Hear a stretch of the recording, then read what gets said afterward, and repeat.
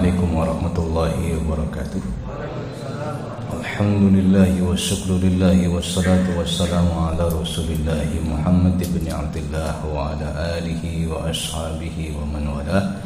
Asyhadu an la ilaha illallah wahdahu la syarika lah wa asyhadu anna Muhammadan abduhu wa rasuluh. Wa qala ta'ala ya ayyuhalladzina amanu taqullaha haqqa tuqatih wa la tamutunna illa wa antum muslimun. Wahai orang-orang yang beriman, bertakwalah kamu kepada Allah dengan sebenar-benarnya takwa. Yang dimaksud sebenar-benarnya takwa adalah fattaqullaha mastata'tum. Bertakwalah kamu kepada Allah dengan sekuat-kuatmu, semampumu, bukan semaumu. Jadi fattaqullaha mastata'tum, bertakwalah kepada Allah dengan sekuat-kuatmu. Wala tamutunna, jangan sekali-kali kamu mati. Nah, pesan Allah di situ. Jangan sekali-kali mati. Berarti mati tidak boleh kita, Pak. Tapi kok mati? Nah, jatahnya sudah habis. Maka kemudian illa wa antum muslimun, kecuali kamu menjadi seorang muslim.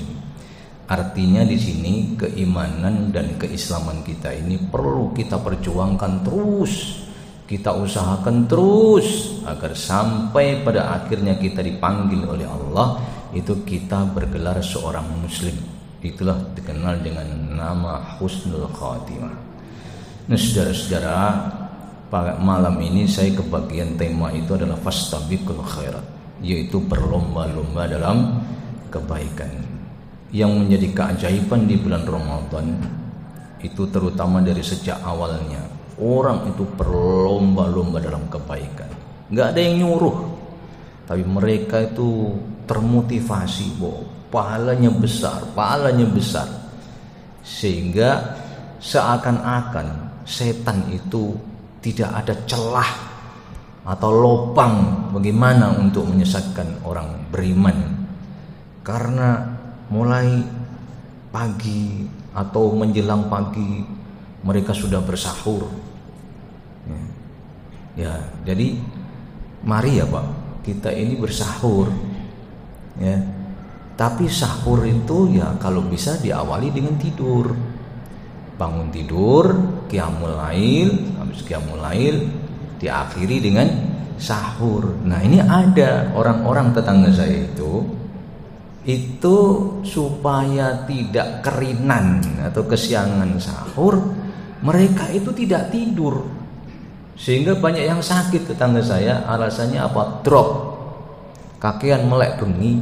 Loh, kenapa melek? Katanya takut nanti kalau nggak melek terus kerinan. Loh, kok bisa ya? Ya, saya tidak mengira, termasuk saya punya beberapa murid itu juga begitu. Tuh kok aneh gitu loh. Mestinya apa? Ya makanya tidurnya jangan malam-malam. Kira-kira jam 10 sudah mulai tidur, nanti 2:30 bangun terus gitu ya. Wah, itu seakan-akan setan sudah nggak ada celahnya. Ada waktu ngaji, yang punya duit sedekah, kemudian macam-macam kegiatannya. Wajar Quran, ngaji benar. Jadi ada kata wasufidatis syayatun, itu syayatin itu bahwa setan saat itu dibelenggu, itu sebenarnya seakan-akan yang membelenggu itu orang-orang beriman ini sendiri. Ya, bukannya kemudian setan itu di jalan-jalan nggak ada, ya kan? Cuman kebanyakan sudah dibelenggu, yang sisanya juga masih banyak. Maka kemudian tergantung penyikapan kita. Nah, saudara-saudara, ada dalam ayat yang sangat terkenal dalam surat Fatir ayat 32 itu, wa aurasnal kitab alladzi istofaina min ibadina. Sungguh kami telah mewariskan kitab ini, Al-Qur'an ini ya, kepada hamba yang telah aku pilih. Kemudian ayat ini dikatakan wa minhum, ya kan? La adimudin nafsi. Tapi minhum, sebagian mereka dalam mewarisi kitab yang sudah diberikan oleh Allah ini, ada yang mendolimi dirinya sendiri. Wa minhum muqtasidun, dan sebagian ada yang tengah-tengah. Tapi kemudian yang terakhir itu sabiqul bi khairat bi'nillah, dzalikal huwal fadlul kabir gitu ya. Surat Fatir itu surat nomor 35. Jadi kata Allah, memang orang beriman ini akhirnya juga masih terbagi menjadi 3 orang Islam ini. Ya, padahal sudah diberi kitab, padahal sudah diberi nabi. Apa ya? Yang pertama ini ada kelompok orang yang mendolimi dirinya sendiri. Artinya masih banyak yang meninggalkan kewajiban, masih banyak yang berbuat maksiat, banyak yang melakukan perbuatan haram dan sebagainya. Tapi kemudian ada yang tengah-tengah. Para tafsir itu mengatakan yang dinamakan muktasidun, yang tengah-tengah itu apa? Hanya menjalani yang wajib-wajib saja. Ya, sholat yang wajib, puasa yang wajib. Tapi kemudian kita itu mikirnya gini loh Pak, bahwa besok itu kan kita ini akan masuk surga itu lewat pintu keahlian kita masing-masing. Ada yang ahli jihad, itu kemudian juga min babil jihad. Kelompok orang yang ahli jihad itu akan dipanggil dari pintu jihad. Gak masuk kita. Yang dimaksud jihad di sini benar-benar jihad dalam qital, peperangan. Jadi kelompok para sahabat dan ashabikunal awalun dulu, kaum muhajirin dan ansor. Kita sekarang sudah masih ada pintu yang lain.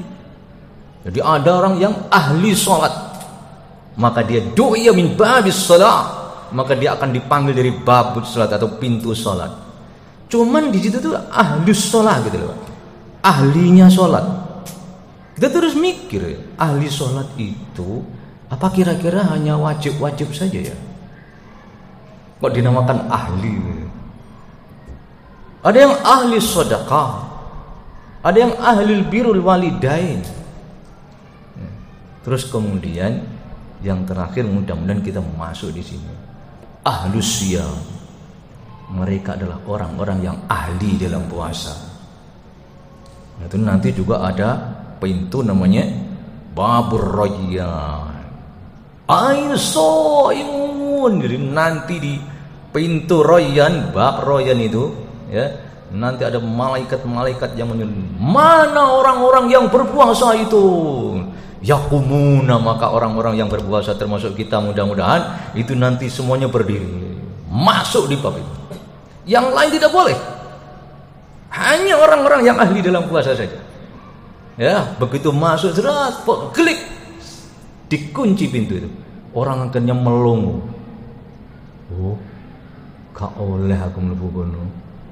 Ya.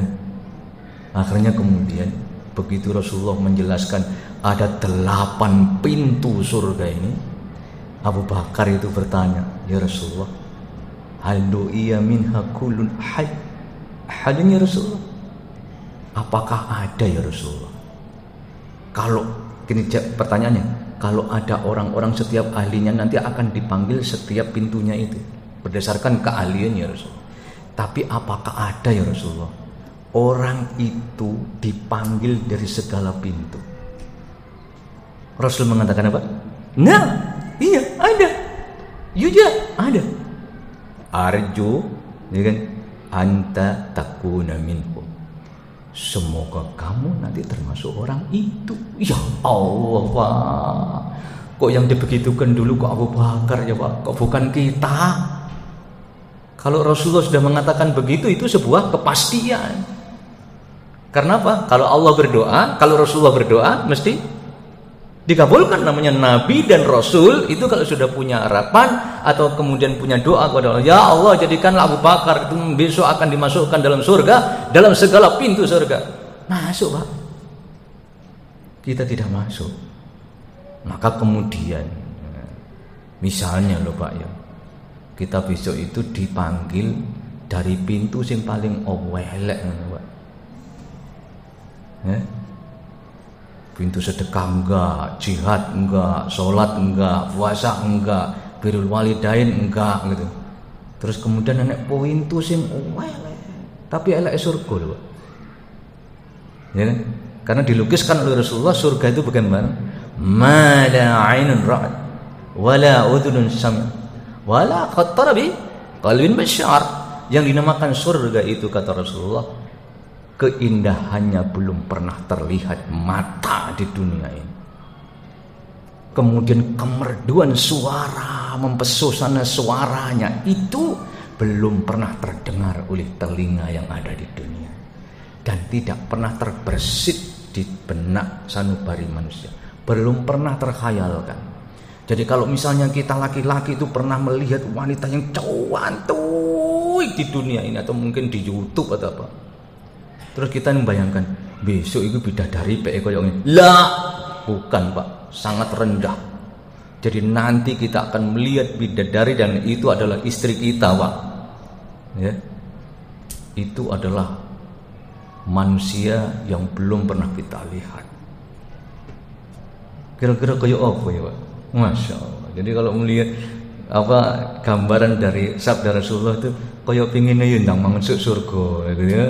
Nah, mudah-mudahan gitu. Maka kemudian yang terakhir itu kelompok yang baik itu kata Rasulullah adalah sabiqun bil khair, yaitu orang-orang yang menjadi pendahulu atau pengawal dalam kebaikan-kebaikan itu. Ya. Maka kemudian diantaranya juga sabiqun bil khairat, ya. Sabiqun bil khairat artinya segera, ya. Bil khairat, segeralah kamu dalam kebaikan itu. Kemudian juga wa jannatin arduha ka'ardis samai, dan juga surga itu kita itu disuruh cepat-cepat, Pak. Maksudnya disuruh cepat-cepat itu lapo gitu. Ya, sabiqu ila maghfiratin misalnya. Kita itu untuk menuju ampunan Allah itu segera. Gak boleh nunda-nunda. Makanya sampai ada hadis yang mengatakan bahwa kalau kita merasa telah berbuat salah, khilaf, itu segera kita itu untuk berbuat baik, Pak. Kenapa? Perbuatan baik ini dikatakan tamhuha, akan menutup keburukan itu. Ya, mudah-mudahan ya Pak, seluruh keburukan kita, makanya ada doa yang diperbanyak ketika sudah masuk ke 10 terakhir ini, dikatakan setelah subhanal malikil qudus, ya kan? Setelah itu apa? Allahumma innaka afuwun tuhibbul afwa fa'fu anni. Sungguhnya engkau ya Allah adalah afuwun, ya, sang penerima maaf, dan kamu pecinta memaafkan. Afuwun tuhibbul afwa, dan kau pecinta pemaafkan, maka kemudian fa'fu anni, maafkan aku ya Allah. Ya Allah. Kata para ulama pemahamannya, apa bedanya maghfirah dengan afuwun? Kalau maghfirah, ampunan, ya kan, itu masih ada bekas. Dan kemungkinan juga ampunan itu akan diberikan di akhirat. Ya, jadi nanti sebelum kita menikmati mizan, hari penimbangan itu, kemudian ada dosa-dosa kita yang dirontokkan di sana. Ya, atau ketika kita berada di alam barzakh, dosa kita diampuni. Tapi itu tebusan. Ya, ceng repot Pak, nanti begitu di akhirat kita itu masih tersisa. Masih belum boleh memasuki surga, itu belum boleh. Apalagi timbangan amal salahnya, yang amalan buruknya lebih berat daripada amal solihnya, maka harus ditebus. Dalam hadis Bukhari terulang kira-kira 5 kali, Pak. Imam Ahmad kira-kira terulang 3 kali. Ya, jadi nanti mudah-mudahan kita termasuk orang yang bertanya, Pak. Orang yang bertanya. Jadi orang yang masuk neraka itu tapi dia tidak membawa dosa syirik, nanti disiksa sampai menjadi arang. Setelah jadi arang, kata Rasulullah, itu kemudian dimasukkan dalam sungai. Sungai itu namanya Nahrul Hayat, sungai kehidupan. Lah arang itu mau begitu dimasukkan ke sungai itu, tahu-tahu jadi kecambah, Pak. Cambahnya itu ternyata manusia. Begitu sudah menjadi manusia sempurna, dikeluarkan berdasarkan syafaat dan rahmat Allah, baru kemudian disuruh masuk surga. Maka kemudian dalam kisah itu, dalam hadis-hadis itu, orang yang baru masuk surga ini kemudian penghuni surga yang lebih awal itu bertanya, man huwa, sopo iku? Sopo iku? Kelihatan di wajahnya ini, badannya itu hitam-hitam semua, bengep-bengep gitu loh, Pak. Maka kemudian diberitahukan oleh Allah dan para malaikatnya, hum huwa ahlul jannah jahannamiyun. Mereka itu adalah penghuni surga cuma mantan jahanam. Mudah-mudahan bukan masuk ini ya Pak. Ya, mudah-mudahan kita malah yang bertanya itu, sopo iku? Kok ketok wireng-wireng menora ini misalnya gitu ya. Ternyata wajah yang hitam itu adalah bekas pukulan-pukulan dari api neraka yang sampai dikeluarkan masih tersisa. Nah, itu adalah maghfirah Allah. Tapi kalau sudah ma'fu Pak, itu sudah dihapus. Ya, mudah-mudahan begitu kita mengucapkan Allahumma innaka afun tuhibbul afwa fa'fu anni, berkenan Allah ini menghapuskan dosa-dosa dan kesalahan itu sampai resik bersih. Kemudian kita begitu besok di akhirat kita sudah siap untuk masuk surganya Allah. Subhanakallahumma wa bihamdika asyhadu an la ilaha illa anta astaghfiruka wa atubu ilaik wa akhiru da'wana alhamdulillahirabbil alamin. Mari kita lanjutkan dengan qiyamul Ramadan. Wassalamualaikum warahmatullahi wabarakatuh.